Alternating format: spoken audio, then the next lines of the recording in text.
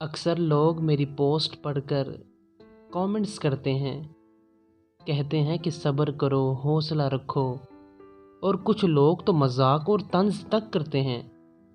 شاید وہ یہ نہیں سمجھتے کہ ہم جن اذیتوں سے گزر رہے ہیں وہ ان کی سوچ سے بھی کہیں زیادہ سخت ہے۔ ہمارے اندر جو توڑ پھوڑ ہے نا، اس کا وہ گمان بھی نہیں کر سکتے۔ جو لفظوں میں درد ہے ان کی بہت بڑی قیمت چکائی ہے ہم نے۔ ہم کسی کے ساتھ شیئر نہیں کر سکتے۔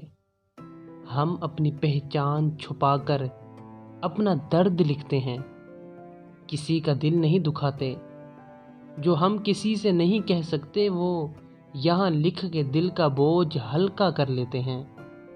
تو آپ سب سے گزارش ہے کہ اگر قدر نہیں کی جا سکتی، کم از کم ان الفاظ کا مذاق تو مت بنائیں جو نہ جانے کسی نے کیا سوچ کے لکھے ہوتے ہیں۔